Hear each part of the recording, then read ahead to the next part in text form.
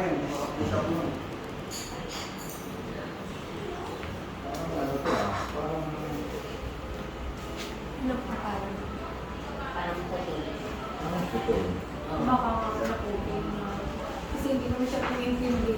1998 nang pagtakas ko po, hindi ako marunong mag-handle ng pasyente.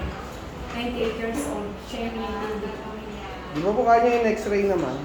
Wala po, wala ko. Hindi nakita. In-x-ray po siya, matagal na. Wala po. Hindi, meaning nakita ng hindi naman putol kasi in-x-ray po. Putol, sakit yun.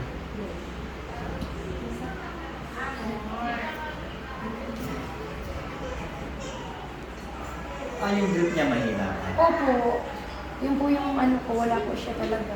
Pero hindi naman po manhin.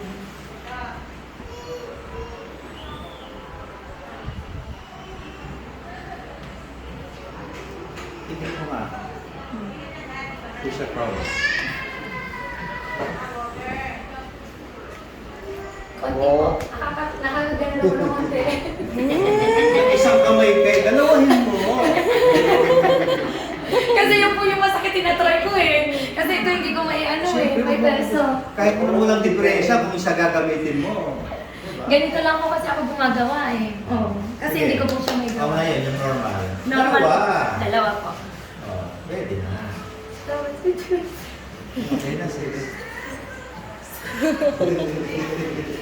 Ang tagal kong ano, ako pa pumunta ka dito. Yung balakang mo, kawawa ka naman. Dapat mo napunta yung asawa ko kasi yung balakang po niya. Sa naman. Nandun, bumalik na po nung doon. Yung sa'yo, Brad. Wala ka lang tayo ng laundry. Hindi na po sakit na. Sobrang tagal. Sana. Paano mo may exercise? Hindi. Our body is perfect engineer ang gumawa. Napakatalinong engineer ang gumawa ang Panginoon. Nawawala lang sa alignment. So, ang ginagawa natin, ina-alignment ko na. Hindi siya maka... Tsaka wala kang grip dati, no? Tingnan mo yung lakas. Grip mo ano na. Lakas na. Yan ang po yan. Salamat sa Diyos. Yun po ang sinabi sa akin, yung therapy ko ganyan lang. Pero wala pong magawa. Kahit anong ano po nila, wala. Yung therapy po kasi ako dito eh. Hindi ko. Wala rin naman nangyari. Wala po, wala.